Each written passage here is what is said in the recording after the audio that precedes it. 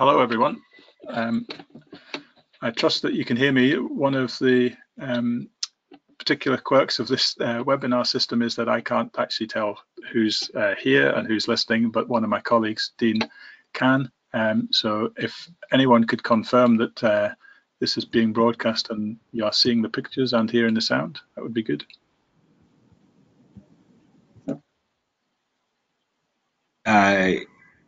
Yeah, I've got a confirmation, Andrew, so you can go ahead. Excellent, thanks very much. So we're here to have a quick chat through pre-registration. This is a webinar organised by Local Energy Scotland to particularly try and encourage people to pre-register buildings between now and the end of March. So we thought it worthwhile to discuss what pre-registration is, what the merits are, and just give a sort of general overview as to what needs to be done between now and then what will need to be done after that. I'm going to start with a little bit of an introduction. I'll have a quick look at the overall picture for pre-registration, and then for projects that carry out this pre-registration, look at a bit more detail at some of the stages, and then we'll have some questions. But we will have questions during the process as well. And one of the mechanisms that we can facilitate questions is through a typed in chat process. And that will be facilitated on one of the information screens that you have on the webinar. So my name's Andrew Morton. I'm from Local Energy Scotland. I'm joined by my colleague Dean, who's managing the presentation, and we'll see the questions as they come in as that's typed in. I'm also joined by Rosie Gillam of Owl Am Tor, and I hope I've pronounced that correctly. And as she has supported us in producing the information for this webinar, and has helped us in collating some of the content, and is considered to be quite an expert on this process, albeit I'm not sure that it's something that we can all call anyone an expert in, as it's a fairly recent issue that's come up that's allowed us to take this opportunity. So as I say, you can please type in the questions anytime you like. Dean will organise those and pass them on to me as and when he's able to. But if you also want to voice a question, there's a facility which looks like a hand with an arrow through it, where you can raise your hand.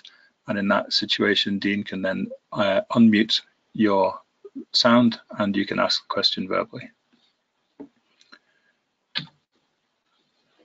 So a quick thing about Local Energy Scotland, we're here to accelerate the uptake of locally owned renewables. We are a Scottish government funded organisation.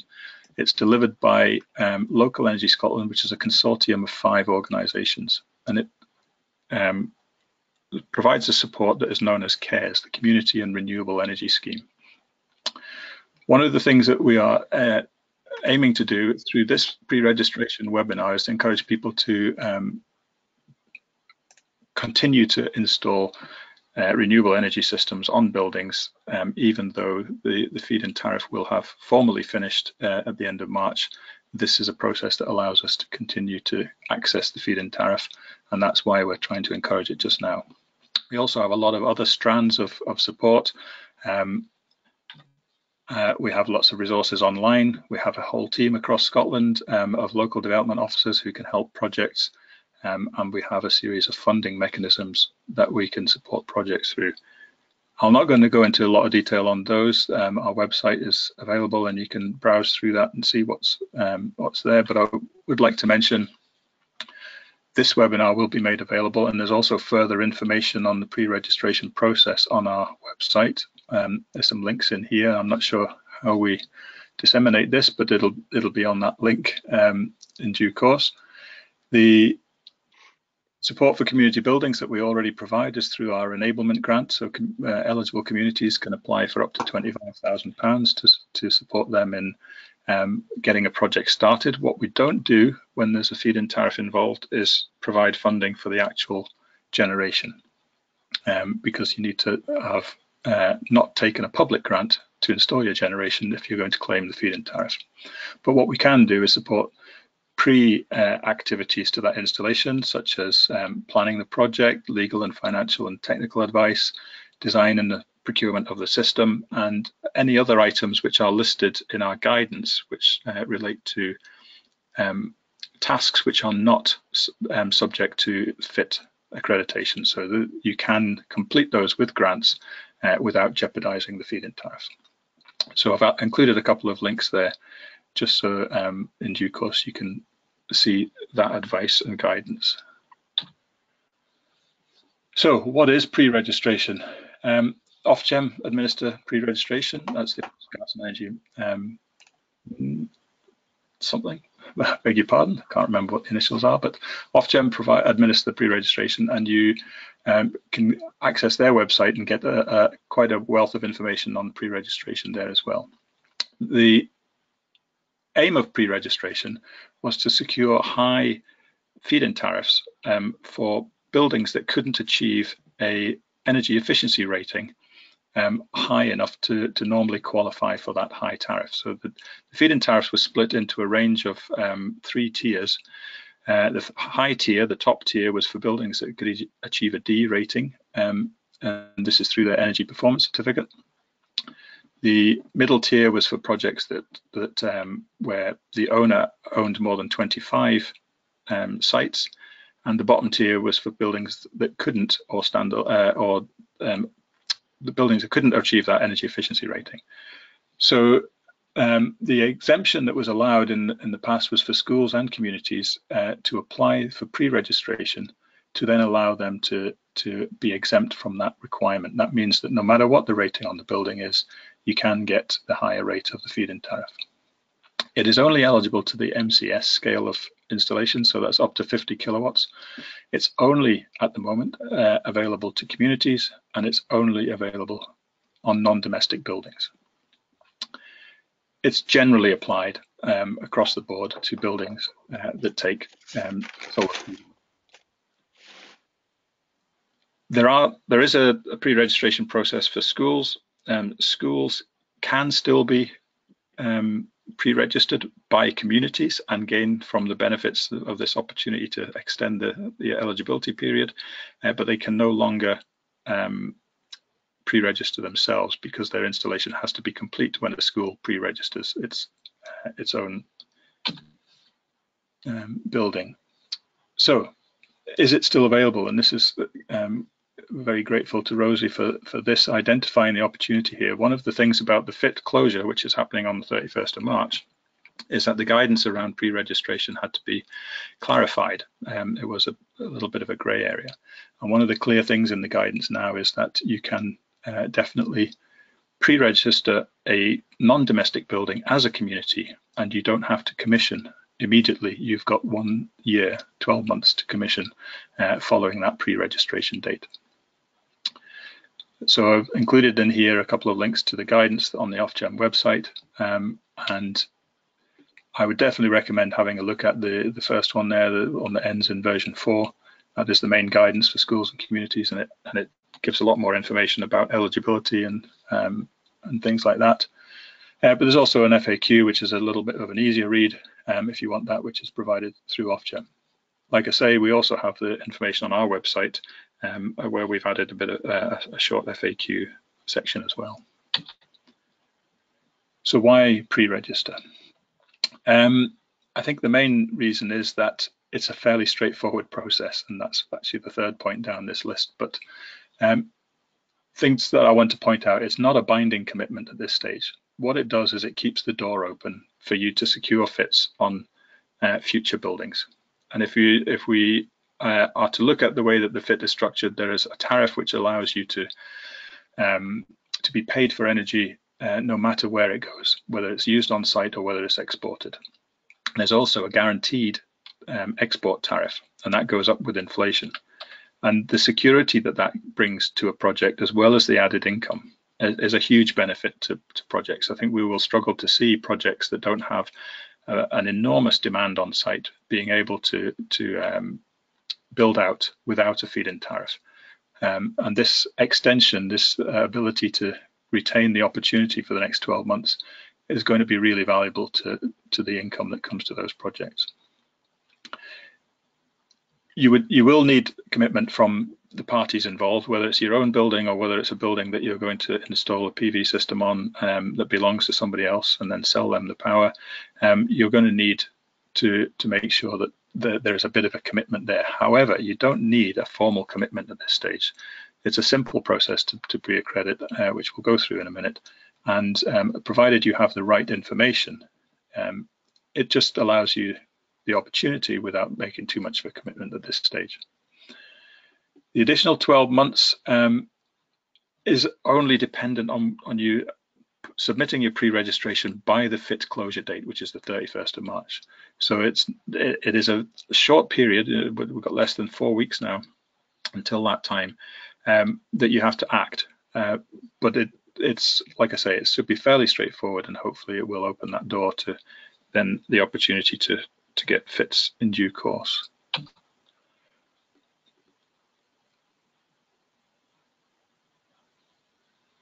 I think that's just a couple of quotes and links there from the Ofgem guidance. The guidance to the closure of the FIT scheme is probably just as relevant as the guidance for the communities and schools.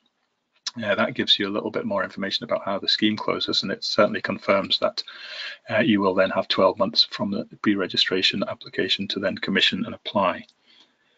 So we need to have a look at what the overall picture is in these. There's probably some things that I've mentioned in there which I've brushed over about applications and then apply and all these sort of things. Hopefully we'll pick those up in the next sections. However, if there's any questions that have come through just now, I'm happy to answer them on that very brief introduction.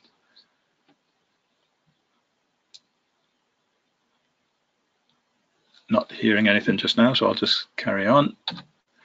So an overview of the overall process as we see it. Stage one is what we're doing now. In the blue boxes there, you'll see what I think is the commitment that you need to make now, and that is some time and some effort to put in between now and the end of March to get pre-registered. You need to find the buildings. If you own your own building, if you are operating from a building, then obviously that's likely to be one of the first places to start, but communities can pre-register multiple buildings, and then you can pick and choose which ones are the best to take forward in due course. So it is valuable, I think, to look at the wider local area and see if there are buildings out there that might be able to partner with you and work with you on fitting PV in due course. Sorry, Andrew, a question has just come through. It's just, is there a size limit in terms of installed capacity? Yes, it's an MCS limitation, and that's 50 kilowatt. So it's eligible installations up to 50 kilowatts on non-domestic buildings, and it must be installed by the community. It can't be installed by the community on behalf of somebody else or anything like that. The community that pre-registers needs to be the community that installs, and it must be up to 50 kilowatts. So the pre-registration process requires the buildings to be identified. You need a relatively short informal agreement, and nothing necessarily even written, to make sure that the building owners and the building occupiers and the bill payers are on board, and see that this is potentially an opportunity. You will need to secure an EPC for that building, the Energy Performance Certificate. Now, there's a lot of Energy Performance Certificates already out there, but we can support you if you need to secure more Energy Performance Certificates for particular buildings that you're interested in. You'll then need to estimate the scale that you can install on that building, and we'll have a wee talk about that in a minute. And then there's a pre-registration application process that you go through, which is, again, fairly straightforward, and we'll have a bit more of a look at that in a minute. But what I want to do here was just set the context of that there will be then further commitment in due course, and there's actions to be carried out, which hopefully we can support each other in, and we can support you with appropriate funding if it's required. The agreement stage, stage 2, is, I estimate, probably going to take you into spring and summer of this year. And that's where you assess the viability of each of the projects or the project that you're looking at. You obtain the formal agreements with the site. secure your funds, get the required consents, and install. Well, at least rather install, get the installer quotes. So you have a whole process there to go through, which is to make sure that what you're going to put in is going to be profitable and beneficial, and that's whether that's profitable to you and the building occupier, how and to what level. So you need to set tariffs and things like that. But it's also about the benefits of it, which is that you've got the potential to illustrate that you're saving carbon and to illustrate that you're using green energy. Sorry, Andrew. Sorry, just a few questions have come through. I didn't want to interrupt you while you were on a bit of a roll. The first one, are small wind turbines allowed? Yes, we'll see in the application form. Well, I might not be able to adjust it, but you can see in the application form that there are 4 technologies allowed: PV, wind, hydro, and anaerobic digestion. I do focus here on the PV side of things, mostly because of the cost effectiveness and the likelihood that you'll be able to take a project like that through to an installation in a much quicker time frame than you might do for a wind project, for example. But it is equally applicable to wind. And do the PVs do they need to be on a building, or can they be standalone? No, they can be. They can't be standalone because that has a particular definition for the feed-in tariff. That means that they are not connected through a demand location. What they have to be is through the building that you have the EPC for, but they can be on the ground or on a canopy next to that building, and as long as they're wired through that building and the demand can take the power, then that becomes an eligible installation. So, for example, if you wanted to put a canopy over some car parking spaces and put the PV on that, that's perfectly permissible in this situation. Are you okay to take 2 more, or do you want to wait till the break? Yeah. Go for it. Okay. So is the scheme appropriate for off-grid situations, or does the installation need to be connected to the grid? It absolutely has to be through a building, through an MPAN number, which is a meter point number, a meter. So it can't be what is often referred to as an off-grid situation. I will actually caveat that on the basis that you can obviously fit accredit off-grid systems. However, the pre-registration process requires an EPC for a building. So I'm now thinking that perhaps if there was a building that was off-grid, but it had an EPC, there might be something, but you also need the MPAN number, and that defines that it's on-grid. So at the moment, my gut feeling is that you can't do it off-grid, but it's certainly something worth thinking about, and we might have to check into that. I might even ask Rosie at the end of this webinar if she has any clues as to what might be possible there. That's a good question, thanks. And just the last one, in what circumstances, or are there any chances that we don't get the fit?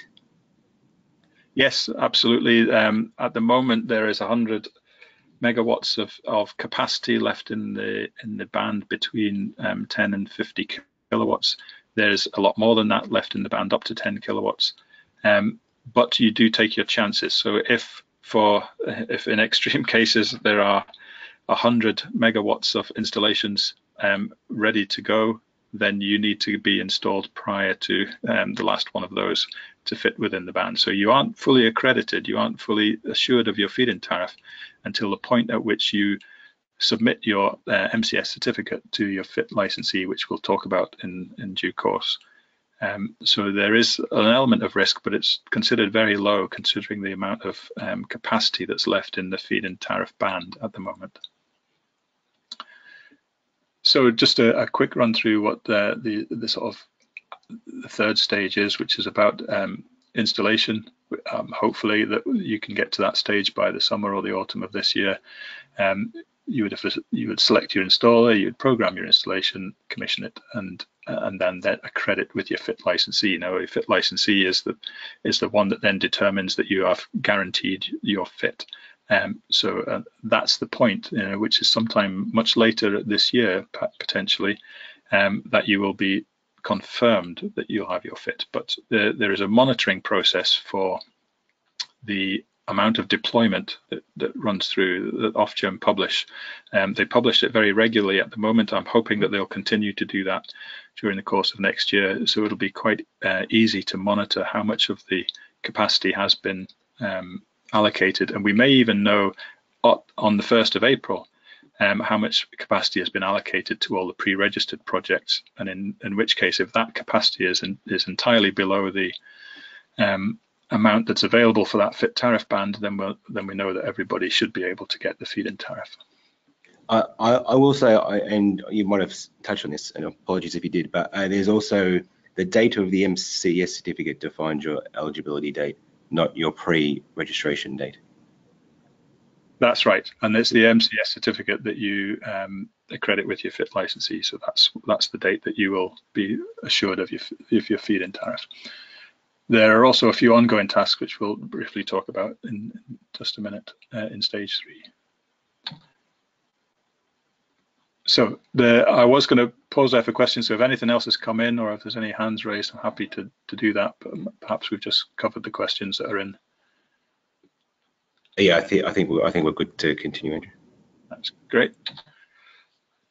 So a bit more detail about stage 1. First of all, let's just define the community eligibility.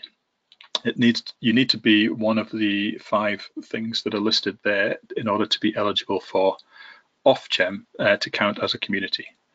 So there are probably lots of different variations of community organizations out there, and most of them will comply with one or more of those definitions, and you will have to prove that you are eligible through providing a copy of your constitution or something equivalent to that. If there are variations in that, then I think what we would try and do is try and clarify that with Ofgem in advance before you made a lot of effort to do something and then found that you weren't eligible in due course. But I would hope that most community organizations would fit into those categories. You're not meant to have any more than 50 employees. It's meant for small scale organizations. And what we understand is that if you've got lots of volunteers and lots of part-time people, if you are of that scale, then it's the full-time equivalent that we're talking about here, not necessarily the number of people. I think that's all we need to say on that. The building eligibility is reasonably straightforward in that it's any non-domestic building, and I'll come back to the or part bit of that sentence, that's able to obtain an energy performance certificate. So we have been approached in the past by people wanting to put generation associated with buildings that are essentially sheds and barns and things like that. If it's not able to get an energy performance certificate, then I think at this late stage we're saying that it's probably unlikely to be worth pursuing. There is potential that an energy performance certificate, if it's not available for the building, you get an energy performance certificate exemption. And we have understood that that would be applicable to a feed-in tariff application, but we're not sure that that's applicable to a feed-in tariff pre-registration process, because the pre-registration process was designed to allow you exemption from the EPC requirement for an energy efficiency rating. So it might be that you can't look at buildings that can't get an EPC. That's where we think we stand just now. And indeed, the EPC exemption may take time to find out, in which case you may run out of time if you're trying to do this before the end of March. So generally speaking, what we're saying is any building that's able fairly straightforwardly to get an energy performance certificate, and that's a non-domestic building. There will be your own criteria, and this is sort of our advice. It's not an Ofgem requirement, but you need the building owner or the occupier or both interested in the opportunity and their permission to use the EPC if it's in their control, and you need the bill payer's interest in buying the electricity. If you don't have somebody to buy the power, then it's not going to be a financially viable opportunity. So the benefit to them is that they'll be buying the power for less than they would buy it from the grid, from their supplier, but they need to be interested in buying it from you.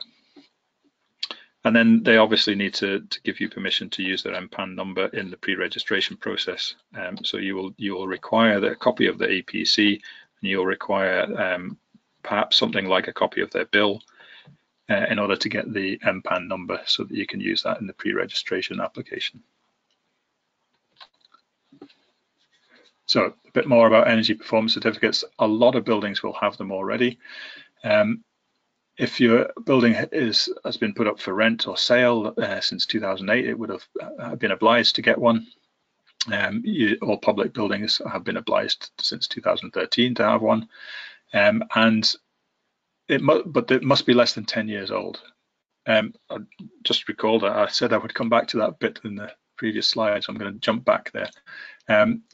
It says any non-domestic building or part, and this is an important element perhaps. For example, if there's a building that contains several elements, and Rosie's example in this one was to do with a leisure centre that has offices as well as a swimming pool as well as another element to the building.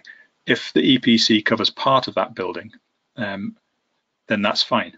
You don't need to go and get EPCs for all the rest of the elements of that building. As long as that building is covered by a meter and you can get the MPAN number, then that one element of that building would suffice. Beg your pardon for that. So getting an energy performance certificate is fairly straightforward for most buildings. The EPC that you get must be valid, and it must be valid at the point that you intend to accredit. So although an EPC is valid for 10 years, it may well be that any EPC that you look at now, if it is 9 years old, may not be valid at the time that you accredit your system, and it must be still valid then.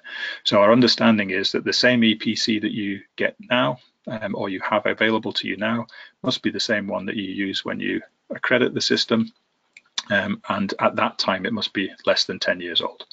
So ideally, if you are concerned about an EPC being 9 years old now, the best thing to do would be to get a new one done and pre-accredit using that.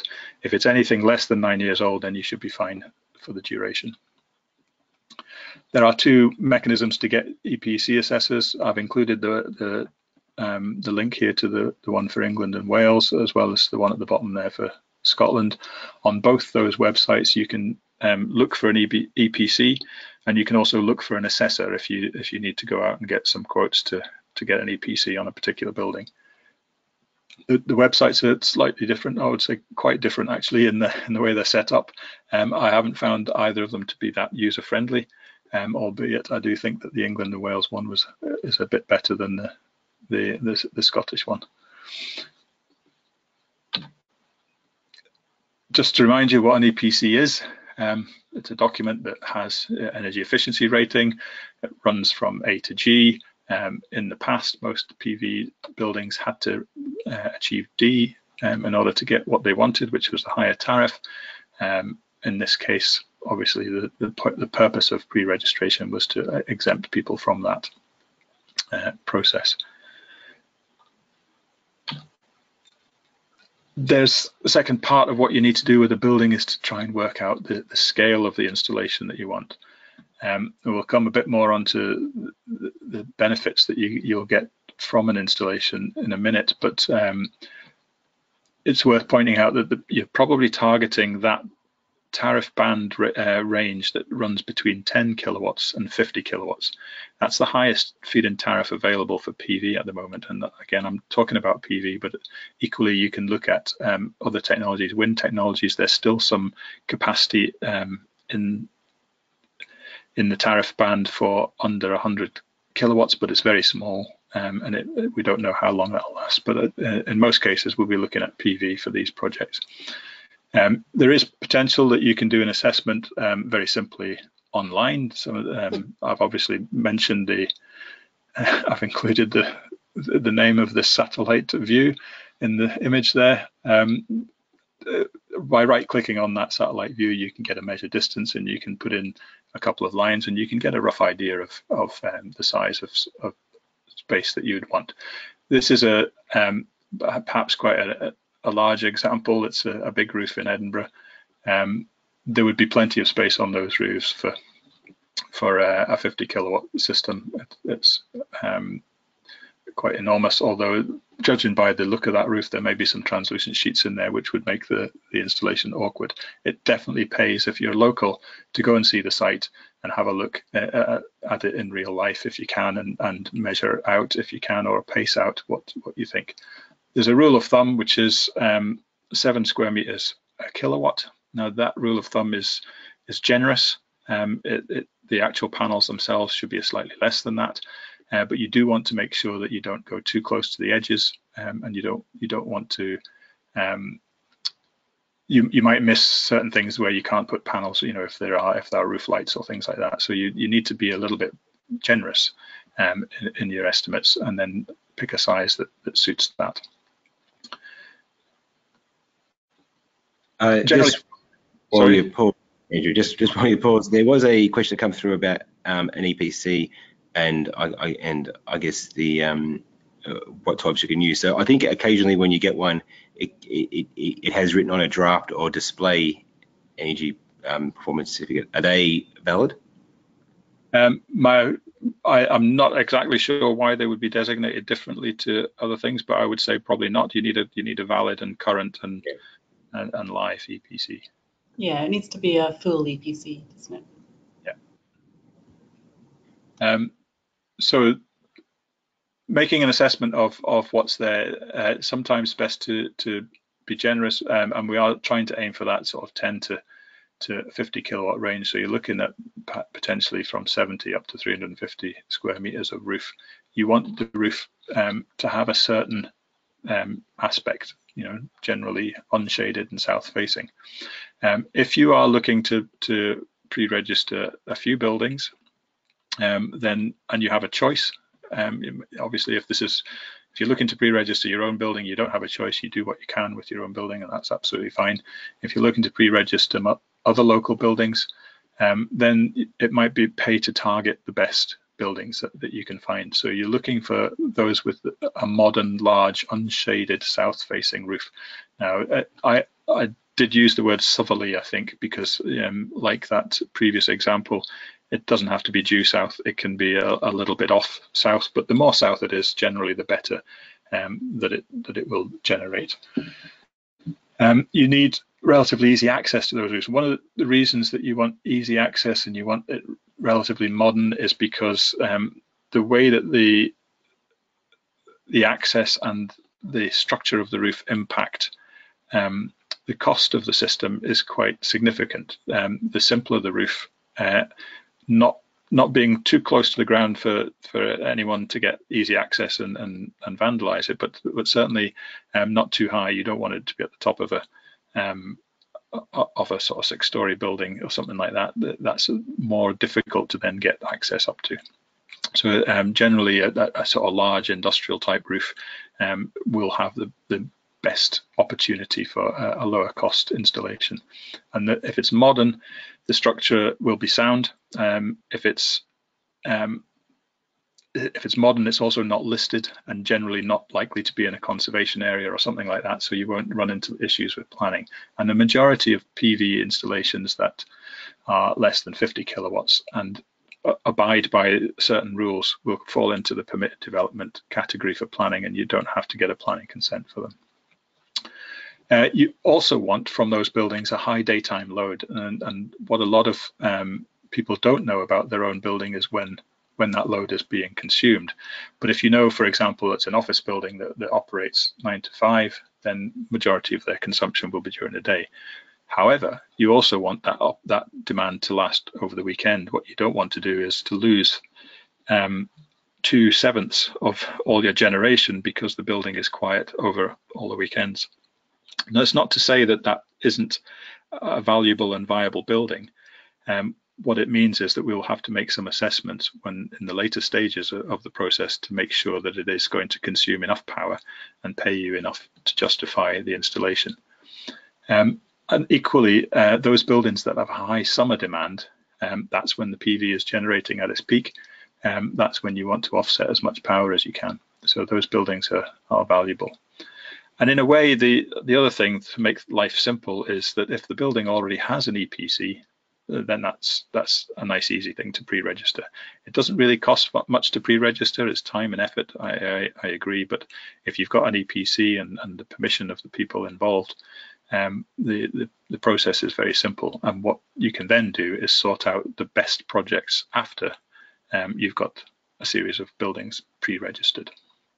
So the main target is to get good generation with the appropriate type of roof and a high on-site demand, so that you can sell as much as you can to the site itself. Just a couple of things on pre-registration application. If you go to some links still, which are out of date, you'll get this letter template, which they refer to in Ofgem. And that is one of the things that used to be used for pre-registration that is no longer valid. So if you do end up seeing that somewhere, ignore it. The correct tool to use for pre-registering and applying is the Excel spreadsheet that is provided on their website. So I've put the link into that. And it can support up to 10 buildings being pre-registered in one go. So and like it says there, the solar PV, wind, hydro, anaerobic digestion, which is AD, you can choose the technology that you want. The majority of people, I'm sure, are going to choose solar PV. And you can put it up to 10 buildings in one application. So once you run through that, I think most of the requirements are on screen there.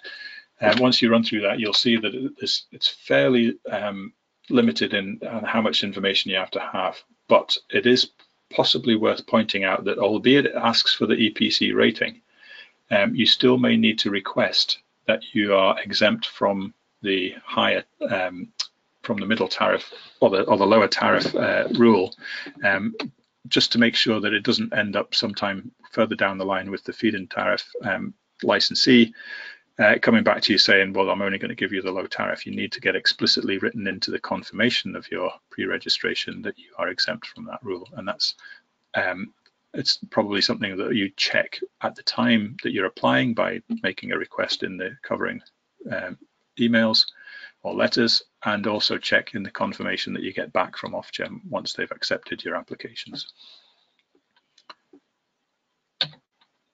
So that was a sort of run through the stages that we have to do just now. Are there any further questions on that?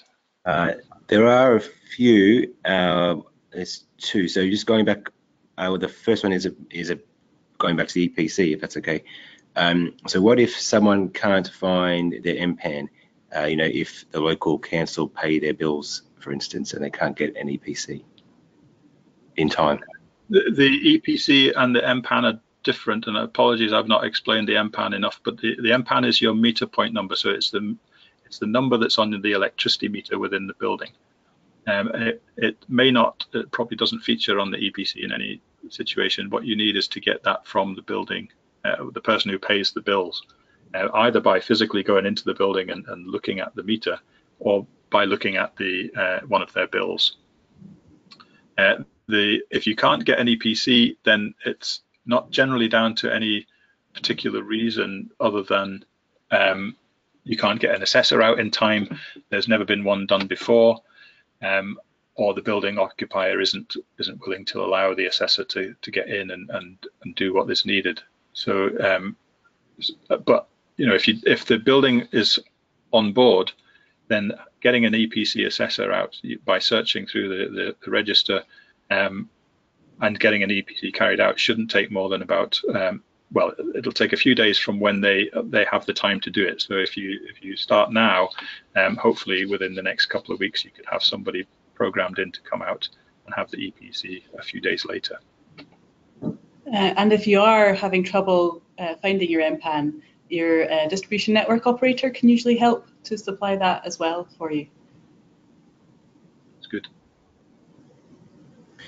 Okay. So the next one is so the application form is for 10 buildings at a time. Is there a limit on the number of buildings a community can pre-register? There is no limit. However, there is a rule that still remains in valid, which is that you move to the second tier of the feed-in tariff if you have more than 25 installations. So currently, from memory, and apologies, I haven't got the figures in my to hand, but it's about 10% less for the generation tariff. You still get the same export tariff, and you would still get the same amount of payment for any power that was supplied to the building that you agree with the building, but the generation tariff would go down from 4.303 pence or something like that down to about 3.6 or something. So there is a slight loss of income, but it's 10% of a small portion of the overall income from the project. So we think that it probably won't have too much of a detrimental effect on the viability of a project, but it does kick in if you hit 25 installations. And so this is going back to the last question. I probably should have read them out in a better order. What if a building has several meters and then presumably several NPN numbers? MPAN numbers, yeah, that's entirely possible if they have a split up. If the building inside has been split up, you just need one of those to register, and you need the EPC to be for that particular part of the building. So I'm trying to think of an example where that might be the case. So if it was units in an industrial building, the MPAN that you're going to connect through, that whichever element of the building contained that MPAN number, that's the one that you would need the EPC for. So if there was a series of maybe 5 industrial units under one roof, and you were going to put the PV across the whole roof, you just need the EPC and the MPAN number for the place that you're going to connect.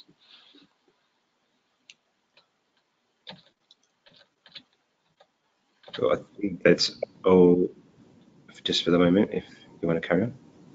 Yep, that's cool. So stage 2, I'm going to be in much more brief because there's a fair amount in this, which we're hoping that after pre-registrations happened in March, that we have a bit more time to then sort out, and we can have a lot more discussion about in due course. However, just so that you know what's likely to come. Can I just, Rosie just sent something through that I just says that, so the PV should be connected to the highest use MPAN. Absolutely, yes. The same criteria apply in that you want to choose the buildings wisely and get the biggest demand. What you don't want to do is to install something where all of the demand is in that one other part of the building, and you're connected to the bit that doesn't have any demand at all. You must try and sell your power on site to get the best return. So once pre-registered, then there are a few tasks that you would have to do per site, whether that's one site or multiple sites. It's going to impact on what you need to do. You have to make sure that the grid connection can be upgraded to suit the amount of generation that you're going to install. If you're on a 3-phase meter and you're under 11 kilowatts, then there are different connection opportunities. However, we imagine that majority of these will be higher than that, and the connection process takes time. So I think something up to 45 days in the DNO areas in Scotland. I'm not sure what it would be like in England and Wales, but certainly there's an element of time required to ensure that you can connect into the local distribution network in due course. And we recommend that we do that fairly quickly, because it may have an impact on whether that site is viable. If there's quite expensive costs in order to ensure that you can connect, then it might mean that you don't pursue that much further. If you need a planning consent, then you need to start work on that fairly quickly, because that can take several weeks. It usually is fairly straightforward for PV. There's very few areas that aren't really acceptable now for PV. However, listed buildings and conservation areas are very difficult still. So we'd definitely recommend not trying to pursue things like that. What we would advise is that you look for sites that will be within the permitted development rights. And if you're a meter away from the edge of your roof with your installation, and it's a standard PV installation in that it's not very proud of the roof. It's only 100 mil or so over the surface of the roof. Generally, they fall into permitted development rights, and you don't need a formal consent for that. Generally, you're going to try and work with the building on these projects. That's what we would recommend. They need to make sure that they're going to get some benefit from the project, but equally, you need to make sure you're going to get your money back. And if you do things in isolation, such as trying to work out what tariff you want to charge the building, then the likelihood is they'll not be as amenable as if you work in partnership with them and agree that you can undercut their grid price by X amount. I know that that's happening already in a project that Rosie's looking at in Wales, where they're looking at a 20% reduction on the grid costs to the building occupier. And that seems like a fair and reasonable sort of agreement. However, it is worth looking at the finances of each site individually, just to make sure that you can agree on something like that, on the terms like that. The other thing is to work on the agreements. You need access to install, you need permission to install, whether that becomes a formal lease or not, we'll have to see. You also then need an agreement with whoever's paying the electricity bill that they pay you instead for the portion that you generate. So there's formal agreements to be made with the building occupiers. And then securing funds. Now, I've said here, it's very simple and short to say it, but securing funds can be probably one of the biggest chores that you might go through. If you have access to funds that are coming in, and I know that some areas do have access to, for example, community benefit funds and things like that, then they would be ideal. They don't diminish the ability to get the feed-in tariff, but grants from public bodies will, and so generally speaking, they have to be avoided.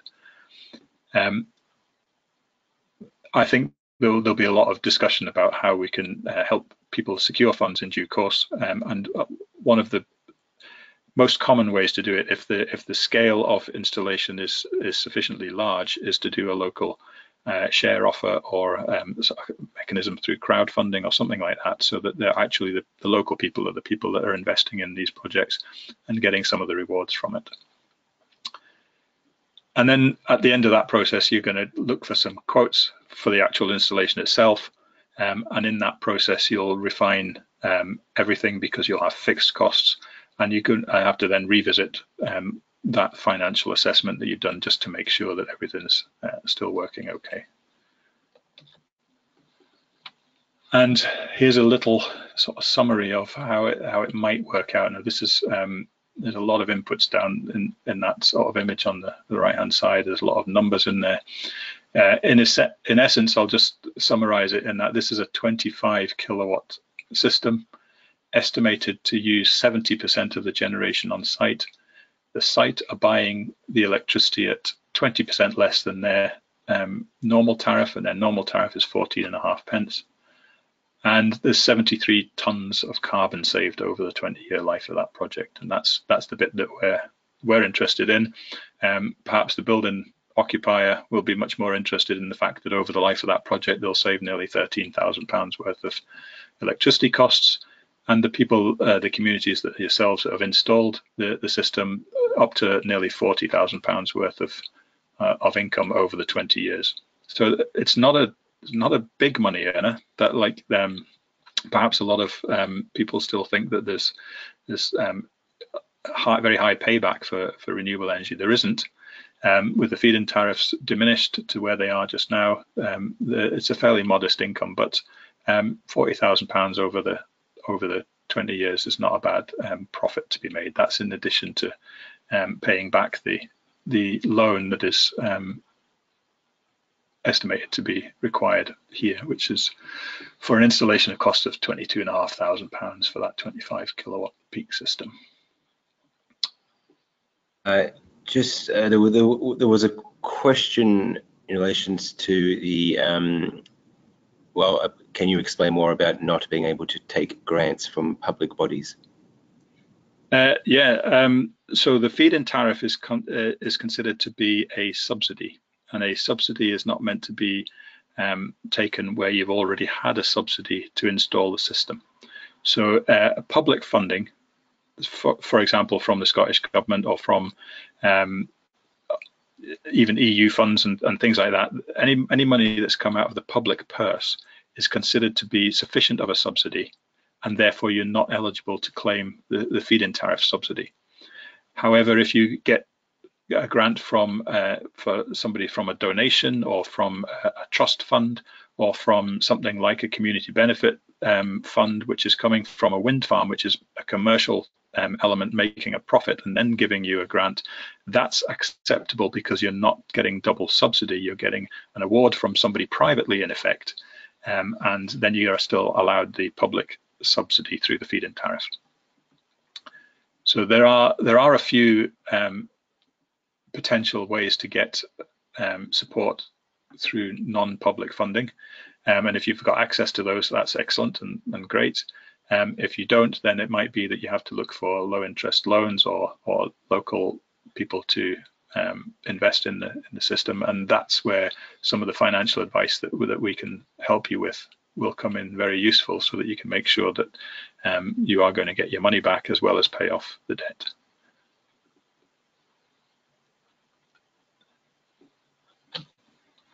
Sorry, I'll pause on here just in case anyone's got any other questions about this. I didn't mention, but I'll just say it just now, the columns on the right-hand side, you haven't paid back in the first 8 years. By year 9, you've got a simple payback, so you've paid more than you spent.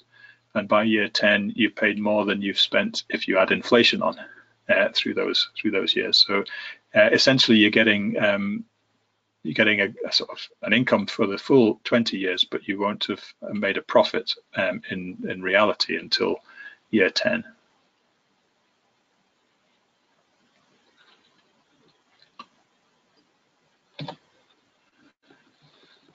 So the other ambition is that when we get to this stage, that we'll be sharing lots of information with people, and we'll be able to take the best, the exemplar agreements that people have made and share them with others, so that we all learn from each other and we all get the best and the most efficient way of coming to the formal agreement. So the right to use and access the generation, it might be a form of lease, it might be something else that's provided, as long as it's we can support projects, and we can support a bunch of projects in making sure that suits their purposes and is legally sound. We'll need power purchase agreements between the building and the generator. Now, they've been around for a very long time, so we don't anticipate it being too difficult. The main problem is always in deciding and pitching for the right level of tariff, so that the building occupier is equally happy that they're getting a discount, and you are equally happy that you're making a profit. And then the process of making sure that they get reviewed regularly, because as electricity prices change, your tariffs will also change. And then we can also support, and we hope that we'll be able to do this for multiple sites at one time in the tendering process, so that we get some very good quotes from installers to keep the costs down for installation.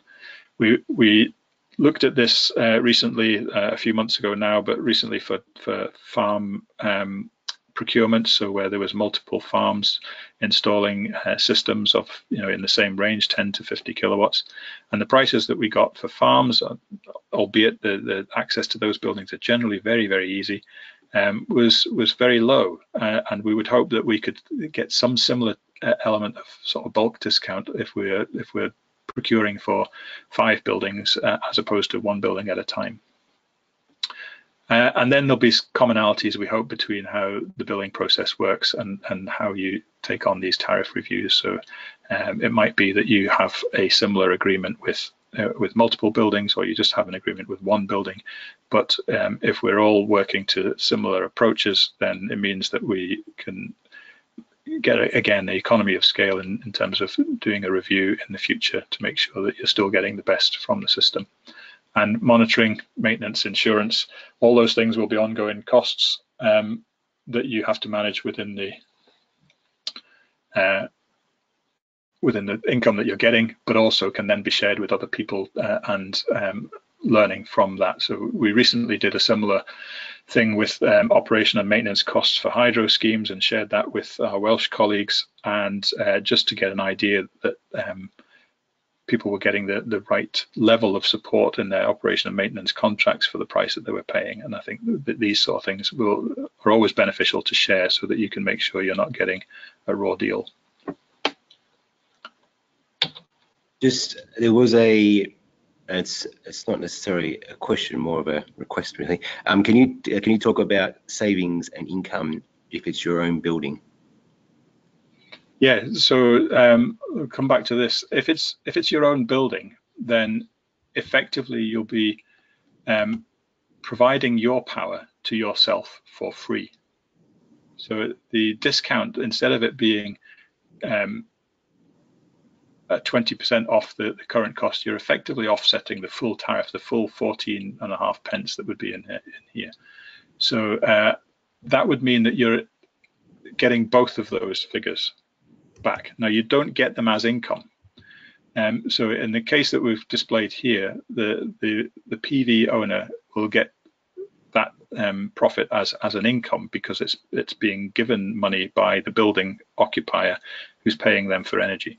If it's your own energy that you're using, you're just not paying the bill to your supplier. So what we hope is that your bill will reduce by £13,000 or a lot more than that, because you're actually reducing from 14.5 pence down to 0 pence in what you're paying for most of your power, hopefully 70% of your power in this case. Now, what we find, however, is that if it's a community building, the occupancy and the nature of the demand doesn't really align necessarily with PV generation. So it's likely to be that you will not use as much as 70% on site. And that's why we need to do a viability check, because we need to estimate how much you are likely to use on site and then calculate that based on the actual offset of the electricity price that you're currently paying. So there will be differences, but because you're offsetting your full price, that's actually, you don't need to use quite as much on site as you would in this situation. Is that as clear as mud, or is that clear? I'm not sure which way I went there. I sort of talked myself in a circle, but I hope that's okay. Any other questions on that? Doesn't seem to be just now. That's fine. So last stage, and this is again just a brief walkthrough. Your installation must be fit. It must be fit for the fit. It must be MCS accredited. You cannot get your fit accreditation without an MCS certificate, commissioning certificate, and then you would take that to a fit licensee and get your feed-in tariff. So when you are looking for installations, they have to still be through MCS accredited installers, and you have to make sure that they comply with all the requirements of the MCS so that they can give you a valid certificate at the end of the installation process. We don't think that's going to be an issue. All installers at this scale are very used to doing that, and I'm sure that they will still be MCS certified following the end of March, on the basis that projects will still be wanting to have MCS certification in the future. It gives you a lot more customer reassurance and consumer protection and things like that. So the fit accreditation itself, you apply for that through a fit licensee, and that's generally an energy supplier that has more than 250,000 customers. So it's the big six and a few others. I think there were 13 at the last count, but they're equally, the smaller suppliers are also able to provide this service if they choose, and anyone who does has to comply with the same rules. So they would be providing you with all of the rules that are defined under the FIT guidance, and you can have a look at that, but it's a weighty document that determines how the FIT licensee has to work. The main thing to bear in mind is that the energy supplier that you go to for your FIT support does not have to be the same supplier as for the demand. So if you're getting your demand from a supplier of your choice because the tariffs were good, or because they're a green supplier, or for whatever reason, you can go to but perhaps even they don't provide a FIT service, then you can go to another supplier and get your fit through them, but you don't have to change your demand. So you can still stick with the supplier that you want to for the building itself. And that's the same if it's not your building. You don't have to affect the supplier for that building when you add the PV in and want to accredit it. What to bear in mind also is that the income that you'll get from generation, whether it's photovoltaics, PV, or whether it's anything else, generally comes in quite large variations. The amount of generation, for example, for PV on a winter's day might be 20 to 30 times smaller than it is on a summer's day. The demand that's happening inside the building, and therefore the amount that is being paid for by the building, which is a higher amount than is being paid for by exporting it to the grid, that will vary every day and through the seasons. So there has to be a level of contingency built into the financial planning to make sure that you can cover any borrowing, any operational costs, anything else that you might have that requires expenditure, because the income is going to change over time.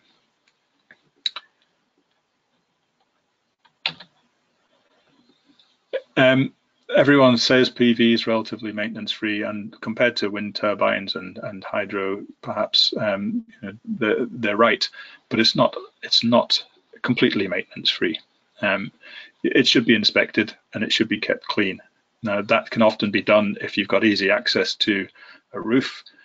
It can be done by anybody. If it's more difficult access, then there are cleaning companies, often window cleaning companies, that can do it with large poles and things like that. So there's definitely ways to do it. It's something just to bear in mind, and it might even influence the potential sites that you're looking at. If it's a public building, an annual safety test is required, and we would definitely advise that you monitor the output. Very often you can't see anything wrong with a PV system until you notice that its generation is poor. So monitoring the output is usually very good. And you're going to have to review the tariffs. So there's an ongoing obligation for you to talk to the building every so often and decide what's the fair tariff for them to be paying for the price for the electricity you're providing. And a performance assessment every 3 years from a professional will also help confirm that everything is working as expected. And there's 3 types of insurance. Thanks, Rosie, again, just for listing these. You've got to insure the actual assets themselves.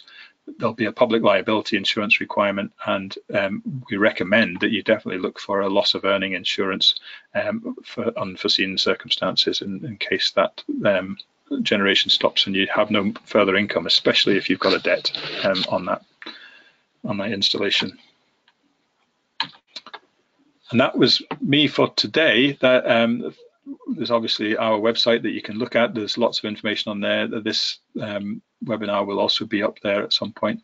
It's really just to stop now, and then I think Rosie's going to be able to join as well if there are any further questions, and we'll try and answer what we can.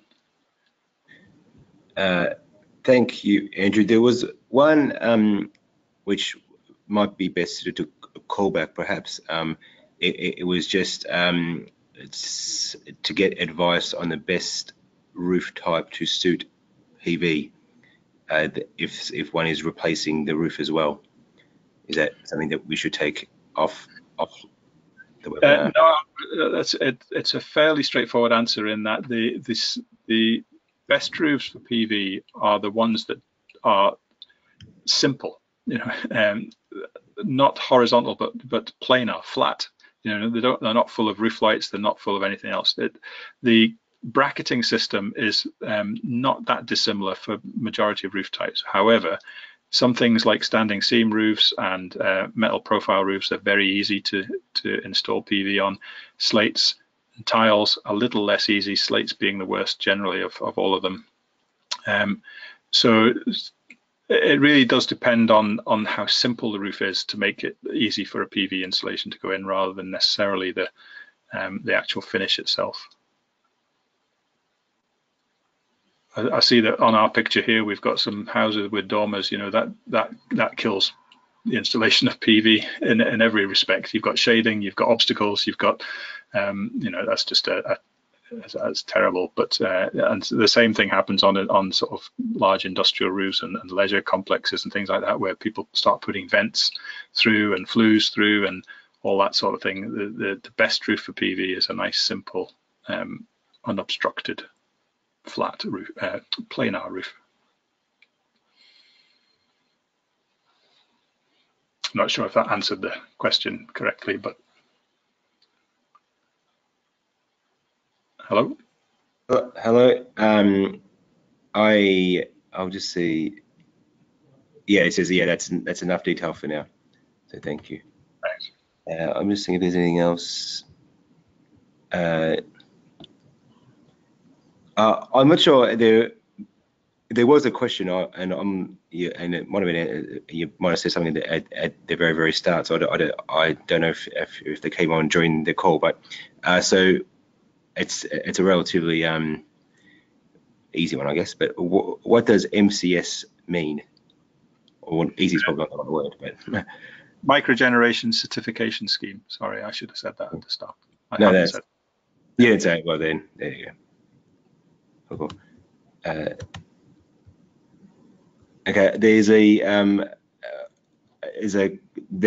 hand up, so I might I might unmute Douglas. I'm going to unmute you, so you should be able to speak now, Douglas.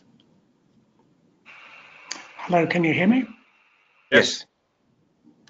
Right, I'm Douglas. Well done for a fantastic introduction to webinars. Really interesting. I still have one question, which I'm not sure how clearly it was answered for me. And that was something that the other attendee asked. Could you foresee a situation where there could be solar panels on the ground? Yes, absolutely. This process is not dependent on it being on a roof. It's just very often the easiest way to support the installation is by putting it on the roof. If you have ground-mounted solar at this scale, it tends to be slightly more expensive than roof-mounted solar at this scale. But there's absolutely no issue with doing it on a project like this. It would be perfectly acceptable. It still has to be wired through that building, and that building still has to have an EPC. But other than that, it's acceptable. Okay, great. Thank you very much. And final question, who is the best person to continue communication with, or do we have a website that we can continue to feed into and consult? Yes, we have a couple of our development officers, Gemma and Karina, who will be trying to manage everything from our side. And what I would say is, if you initially just get in touch or leave your information with Dean, or get in touch with that localenergy.scot info@localenergy.scot email, or if you don't want to say it out loud just now, but if you wanted to provide some information immediately, you could just email that to Dean. Dean will send it on, and one of my colleagues will get back in touch with you to see what to do next. Okay, that's great, thanks.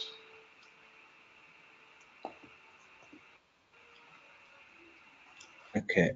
So I might just sorry, I've muted you again now, Douglas. So I don't know if Rosie, if you have anything further, but I might unmute you as well, and if you have any further comments or anything that you would like to bring up, you can do so. Hello. So I think it's really been very comprehensive, actually. Well done. It's been a lot of information and really clear. There were just like two very tiny things that I wanted to mention. So you said that south-facing roofs are best, which yes, they are, absolutely. But we are also considering east-west roofs when the on-site demand is quite high and it's throughout the day. So for an example, on a big industrial roof, you would get more on-site use from an east-west roof than you would from a purely south roof, and it can make it quite financially sensible to do it like that. So it's not completely out of the question to have something which is not not necessarily south. Very, very good point. The balance between demand and orientation is sort of quite subtle, I suppose. So that's a very good point. And then there was one more thing about planning, and yes, I completely agree that it is it's a bit of a pain, and it's not always going to be a yes if you apply for planning, say in a conservation area or on a listed building. But we are taking a couple ahead who are listed buildings, and I have known them consented before. It's not a huge amount of work. There is a small fee in the kind of between £100 and £200, I think it is from memory, but I might be wrong, and a bit of paperwork to do, and then you have to wait obviously until it comes back before you can do the installation, but they are completely happy as long as you're sensitive and it's not an incredibly important building. So for example, we're doing one on a museum, which is an old industrial building, and we are siting the solar panels in it's a double apex roof, and it's in the part which can't be seen from the ground. So the front of the building is beautiful, and then there's an area which there are two roof faces facing each other in the middle of the building, which can't actually be seen from the ground. So we've got two of those, and we've also got where is it? Oh, there's one which is in the site of a monument. So there's a big castle, and there's a leisure centre down the hill from it, and we're applying for planning on that one because we have to. But that's completely it will say yes because there are solar panels on the school next door, for example. So it's not out of the question. Yeah, no, it is good. Excellent, thanks for that. Any last questions, Dean? I know that we've run over time, sorry about that. That's not a problem at all. It looks like one more might have just come through. That's okay. No, it wasn't. It was just a thank you message. So thank you everyone, extremely useful. So that's good. It's always good to get good feedback. Yeah, thanks very much. Okay, well, I'll sign off there, and hopefully in the next wee while we'll have this webinar on the website. So if you do want to go back to it at any time, it should be there. Actually, no, that's okay. Someone did put their hand up, but I think they've just put it down again. So that's not a problem at all. Okay, right. Yes. Thanks, everyone. Thanks, Rosie. Thanks, Dean. Thanks.